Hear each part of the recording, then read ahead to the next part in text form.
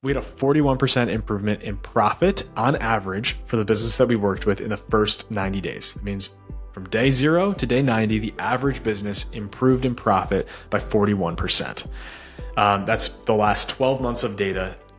I'm thrilled with that. To me, for medium, small businesses, that is game-changing results, and I want to keep pushing on that. Welcome to Future Fuzz, the digital marketing podcast. Okay, welcome into Future Fuzz, the digital marketing podcast. I'm Vince Quinn, and today we're talking about evolution in advertising strategy. And joining us for this conversation is Sam Piliero, the founder of the Moonlighters. Sam, welcome to Future Fuzz. Vince, thank you very much for having me. I'm looking forward to this conversation. Yeah, no, a lot of fun things to talk about. But we'll start at the basics, right? So just give people the background of the Moonlighters and the work that you do there. Sure, yeah. So at the Moonlighters, we specifically work on Facebook ads and Google ads for $1 to $10 million businesses. It's the core of what we focus on, and we specifically do the execution side, so like strategy, planning, and the media buying end. And yeah, it's a whole lot of fun. It's a lot of action.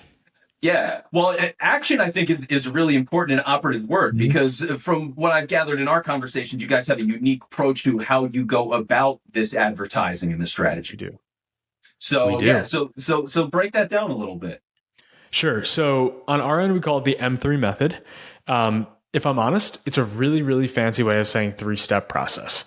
But right, you got to put a label on everything these days. So the M3 method, as we like to call it, is composed of 3 parts. The first part is strategy structure. That's super, super important. The next piece is what I like to think of as betting on the fastest horse. I'll get into that concept in a second. And the third part is cost controls, or cost caps, as most people would know them. I'll break it down briefly. So at the very top, we like to run all of our accounts in a modular based system. And this is something that was so common like 10 years ago. And I started my media buying about 13 years ago, or 12 and a half years ago now, back when Facebook Ads Manager was like 3 buttons that you had the options to click and a bunch of audiences, and it was a completely different game. But anyway, so the modular system is something that people know very, very commonly. They understand the idea of top of funnel, bottom funnel, mid funnel, or top, mid, bottom. But the way that we approach it is a little bit different. We treat new customers completely separate from engaged, completely separate from existing. And that is very different from top, middle, bottom. We're not trying to take customers on a journey. Facebook handles that journey for us for the most part.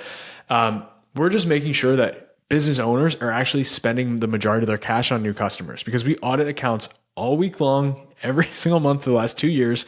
And the most common issue that I see for the audits that I've done myself are that people overspend on existing customers. They overspend on engaged customers. And you can literally see that in frequencies. You could see that in return on ad spends. You could see that in how much you're paying per click for existing customers or engaged customers. And usually what that means is you could funnel 10, 15, 20, 30% sometimes of that cash to new customer acquisition. Does that make sense first? Well, yeah. So, and why do you think that's happening so much, that everybody's not focused on these new customers? Yeah. So I think everyone thinks they're focused on it. And many times, like, they've just been indoctrinated by Facebook over the last probably 4 or 5 years since iOS 14.5 in 2021 came out, that you have to go 100% broad, that you have to group everything together, and that broad is the only way to do things. And while broad is fantastic, like, we run a boatload of broad, we put parameters on those broad audiences to make sure that they're specifically targeting new customers, and then we separate out the engaged and existing. And I think the thing that business owners make the mistake of is having that full blind trust in Facebook, which you need to do a little bit these days to be complete. You have to have a little trust in the algorithms these days, and you should, because they're better than they were 5 years ago. But as a business owner, like, you have to have a little bit of control. You have to understand where you're spending your cash. And usually it just comes to Facebook's mechanism is just meant to get you the most value possible. It doesn't care where that value is coming from. So for us as operators or business owners, we want to make sure that we're spending most of our cash on new customer acquisition, because engaging existing customers, A, are likely to return and purchase on their own, and B, can be engaged in other marketing channels, and C, when we hit them on Facebook, Instagram, Google, whatever, they don't need to be hit as much times or as many times as a new customer. Yeah. And so what's so interesting about all of this is you're putting everything together, you're designing all the strategy. It's also the way behind the scenes that you go about doing it. So just give people a little perspective of what that actual client experience looks like when they do work with the Moonlighters. Sure. Sure. So I'll go back a second, Vince, on this for like my background and why I think this is so important to mention. Um, I started in this game 13 years ago. I was buying my own stuff. When Shopify was literally released, I like signed up. It was $9 a month at the time. Um, and I started playing around with stores. I learned a little bit about advertising. This is like a long, long time ago. And long story short, that landed me my first job at VaynerMedia. And I was on the Vayner commerce team, specifically working on e-commerce brands. And I was there for about 2+ years. And after that, I moved over to a company called BarkBox. At the time, they were a $150 million business. When I left, they were at peak, a $2.5 billion business. So they IPO'd, right, publicly traded on the New York Stock Exchange, not doing quite as well as they were 4 or 5 years ago, but still incredible story for them. And along that time, I recognized that there was really, really good partners that we worked with at both VaynerMedia and on the brand side at BarkBox. And then there was really bad partners that we worked with. And it really depended on the brand size, right? So, look, premier agency that you have to spend $50,000 a month with, those are excellent for the BarkBoxes of the world. Those are excellent for the $200 million brands. And I'm not pretending that we are excellent for the $500 million brands. Like, we are not trying to close Unilever tomorrow.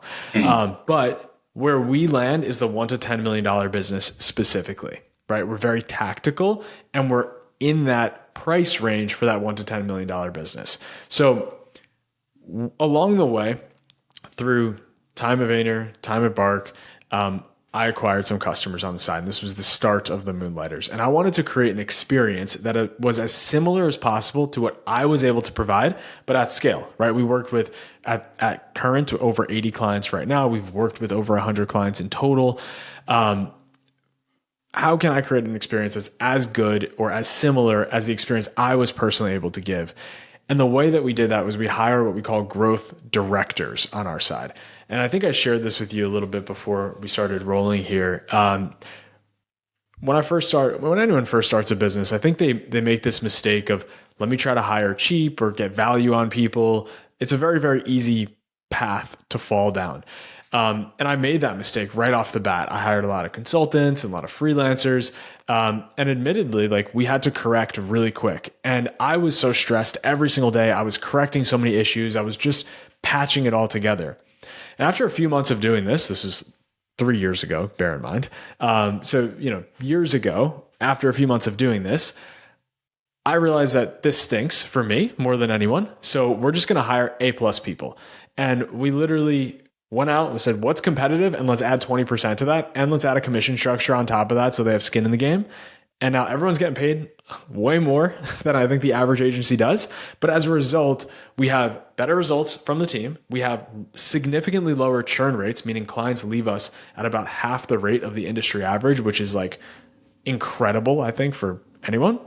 And now we have, what's the coolest part for me is, like, I have people that are smarter than me on the team, and they all have A+ skills in different things. So they're able to learn from each other and create this kind of like network amongst the group. And that's how we've built it, which I found to be so incredibly impactful. Yeah, I mean, it's such a cool thing to see. Engage culture, institutional knowledge, and that long game, right? I mean, because part of it is you then, I would assume you have the kinds of employees that they're evangelizing the business for you. And like, Yeah. to have people that work for you like that, saying like, oh my God, what a great experience that I get to be at this place. It does show through in the work. So yeah, from a top down cultural, you want people to enjoy what they're doing and believe in the mission of it. And so, I mean, to build all of that and then have it translate over in a very direct way to the client side. I mean, just what a beautiful setup that, and also, just paying people good wages, and Feels good. having them, like, live a comfortable life and feel good about the work they're doing at the same same time. Like it's such a cool thing to see you put all of those things together and get these kinds of results. So I mean, and talking about it a little bit, I mean, for the people to get involved then and work with these agents that you've brought in, like what are some of the kinds of results that you've been able to see? So, I got to mention here, like this varies so much because Yeah. it is coming down to the business that we work with and how much they put in addition. So I like to think of us as a multiplier in a way. That said, here's the averages. They're very simple. I know them because I talk about them all the time. We had a 41% improvement in profit on average for the business that we worked with in the first 90 days. That means from day 0 to day 90, the average business improved in profit by 41%. That's the last 12 months of data. I'm thrilled with that. To me, for medium small businesses, that is game changing results, and I want to keep pushing on that. Like we want to make that go from 41 to 50 to 60 and so on. But like even if we stayed forever at 41%, I think that's a metric on our side that I'm like in love with. Future Fuzz is sponsored by SalesSource, B2B pipeline management and sales growth for your business. Yeah. As you should be. Thank you. Yeah, I mean, what a cool thing to have built. I mean, and see it all come together, right? To have the kind of background that you did working with VaynerMedia and things, get Yeah. all of that experience and grow and build this business that's thriving.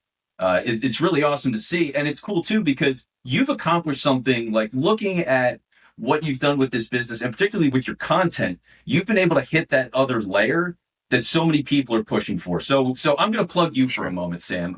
Sam's got a YouTube channel, and it is his name. So as you're listening or watching this, just look for Sam Piliero. Check him out on YouTube. But your channel, I mean, looking at the numbers just as we speak, you've got about 42,000 subscribers to the channel. Yeah. You're getting all sorts of quality views, anywhere from, let's say, 2,000 to 5,500 views in some cases. Some of the bigger videos here, 69,000 views. So, like, Yeah. you're also not just running the business, but also getting the word out and growing and building that brand through content. So I would love to talk a little bit then of how you've been able to get this message and these principles of business and apply those to content. So really For sure. with the YouTube channel, I mean, how did all of that get started for you and for the business?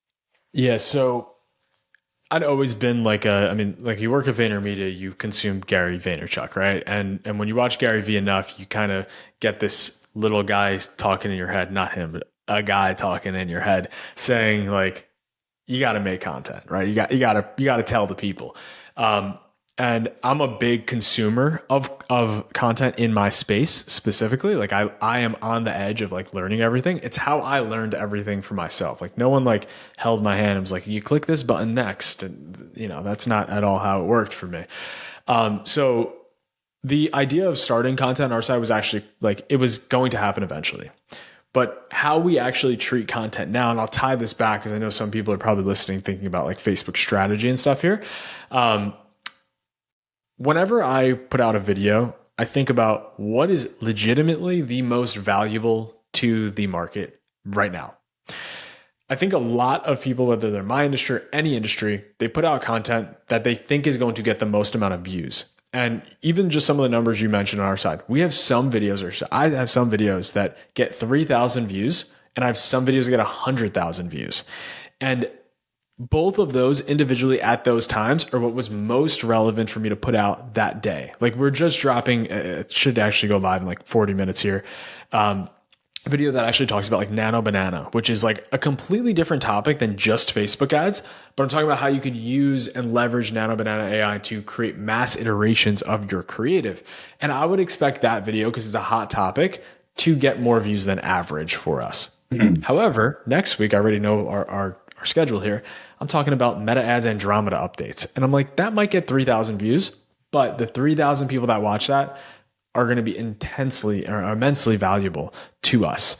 So whenever I put out content, it's always about what's most valuable. And I want to bring it back for a moment to that M3 structure that I was talking about, because that second part of that, right? We went through the strategy, we went through kind of the structural pieces of that. And that's what catches most people's dopamine, right? They see the structure and inside the ad account, and you have to set it up this way, that way. And that's what gets people like in for the first time. But where that real hard value comes is M2, as I would call it. And in M2, that's where we have very specifically the hardcore breakdowns. I call it betting on the fastest horse. And M2 in like practice basically looks like you taking every breakdown that's available in Facebook ads, in Google ads, in e-commerce in general, and looking at it under a fine tooth comb. What that means in practice is day of week analysis, time of day analysis, audience breakdowns, platform breakdowns, gender breakdowns, demo breakdowns. Great example I love to give is the day of week. It's my favorite. Every single business converts better on certain days of the week. Everyone listening to this is spending the same amount of money Monday through Sunday. Guaranteed, no doubt in my mind, maybe 1 in 1,000 people that ever listen to this will have day of week changes. So we've been forced kind of, or I guess indoctrinated is the word, to run money every single day of the week, same amount every single day. I've run brands where we spend $10,000 a day, Monday through Friday and a half. And then Friday afternoon, before we leave the office, we crank that 10 to, I'm not kidding, $150,000. And those are extreme examples, right? And again, we talked about this before. Like, these are extreme examples, but it only works because the conversion rate is better on certain days of the week. And if business owners just look at that and just move the money around, you don't even need to do creative strategy. You don't need to do anything else. If you just spend money when you're most likely to make money back, you will get a better ROI. So that's really M2 for us. And I think providing value like that to the market is not happening really elsewhere. And I think that's part of the reason that we've been successful on our sides, because I'm not holding anything back. Yeah, I think that is really important. I mean, one, original message, original voice, right? It's one of those things where you do stand out. And I guess that in part, that must be an advantage of consuming content in the field, right? Like on some degree, you see what else is out there. So by default, what's not out there. And to be able to make those things and do that in your voice, which is what your business is about. And I think on some level, I mean, plenty of businesses are getting better with this, but people do get distracted when they're making content of, oh, I'm going to make this big thing and do it like explicitly for the views. And they don't talk about what their business really does. It's not centered on that or like connected to it enough. Mm-hmm. But to have that unity makes it easier. And here is another thing that I thought was interesting going through your channel, and I think is like a good lesson for people, is I saw that video you put out just a couple of weeks ago about the one-on-ones. And you have that announcement of, hey, we're going to put this one-on-one program together. And if you could just give people a little bit of background of how you got to this point of really creating a new service for people as a result of the demand you generated through the content, because I think that's really important. Yeah. So, well, first I'll say we closed the doors on this already. Wow. So it was only open for about a week. But like, there's a wait list. So like, if you're super interested, you can go down that rabbit hole. But yeah, basically, like, we just had hundreds of comments, hundreds of requests over the course of the last year asking for like more true coaching style. And then what we did on our side was we just put together a full program. So I sat here, literally right here, camera everywhere, and recorded for about 6 months and just put as much together as I could in very raw form. So actually kind of conversation like this, where I like touch on some of the nuanced stuff that the polished version doesn't always make it to YouTube. And putting that in a proper community, we had really, really solid, what should I say, turnout, I guess, throughput. Yeah. And as a result, like, you know, we kicked this thing off just a few days ago. It's been really solid so far, and our doors are closed for now. We might open up at the top of the year again. Just going to see how it goes. But our real main thing is truly the Moonlighters and servicing like that $1 to $10 million business. This is just our test of a vehicle of, can we help owners who are just below that $1 million mark, get them up to that mark? And A, maybe they work with us, or B, maybe they just are like, these guys are the best, and they shout from the rooftops. Yeah. Well, see, but that's what's great about it, is like people were begging you basically for this, right? They're like, please, like, you get like flooded with all these messages. So it'd be like, all right, let's try this out and let's do it, you know, limited field and see how this goes. And essentially a pilot program is what it sounds like. Exactly. Yeah, I mean it's great because okay, you have this message that's in your voice. You're making that content constantly. You're refining it to the point where you're getting the traction. You have this big audience. People are telling you exactly what they want, so it's easy to say, yeah, well let's give it to them and see how it Yeah. goes. But it's still all aligned with what you do, and it just makes it easy every day, right? Like I mean, for you to be the founder of this company, to run this business and make as much content as you do, I think people tend to almost have these different hats where they're like, I'm the content creator guy now, and I have to talk about these other things, but you've got it so aligned that you don't have to do that. So like for making all the content to go through that process, Yeah. and how have you really embraced that role as a founder of just like fully committing to making all of this content? Yeah. So it goes twofold. This is all I've done for the last 10 years is Facebook and Google ads. Like I know in and out e-commerce, like of a top percent, right? And if I didn't have that foundation, I could not do this. Like it's impossible to do this. So the commitment on my side is more so to my team and the agency of the Moonlighters, right? The team is bought in to join the Moonlighters, to work here, to work with clients, and to provide really good service because they are bought into me as well, right? Like I'm not blind to that at all. And if I was one of those founders that said, well, you know what, in addition to making a video a week, I'm also going to, try to manage like 5 or 6 accounts of my own so we get better revenue. And I'm going to try to manage all these people, then I would stink at everything. And the videos would be very poor. And the management of my handful of clients would be very poor. And the management of my people, most importantly, would stink as well. So I've taken the approach of the number one thing that I need to focus on is absolutely the content, because that's what brings us in leads. It's what brings us in clients. We're educating the market. I hear people talking about the things that I'm saying in Facebook conferences that don't even know that I'm sitting there like at the table. Right. Amazing. And Yeah. it's a very small community, right? And that can only, it's not like I'm not blind to the fact that like, there's a Mr. Beast out there getting 200 million views. But like there's not 200 million people interested in watching Facebook ads content. So this small group that we're in, we're just focused on that and just give as much value as possible. And that commitment that I've made on the content side is ultimately what pays back to the team. Yeah, and I'll just reiterate something you said, which is not everybody on the planet is in your audience, and that is okay. It is okay. You don't feel pressure to get 2 million views on every single video that you post, because yeah, it's, as long as you got the right people that understand your space, that care about it, that have the business, that can be a customer. That's the whole game, right? Like it's marketing. You're getting the word out. So I think people tend to overcomplicate all of that. But again, that's why I think it's so interesting with everything that you do and how it all comes together. So I really appreciate the time, Sam. It's been a great conversation. And for everybody who wants to keep up with you and follow the work that you're doing with the Moonlighters, what would you like them to do? Yeah. First off, I appreciate the time as well. I think easiest way is just go on YouTube, search my name. If you want to connect more personally, I have an Instagram. I'm not there all the time. But we post some shorts there. We post some fun stuff there. So feel free to hit up the DMs there as well.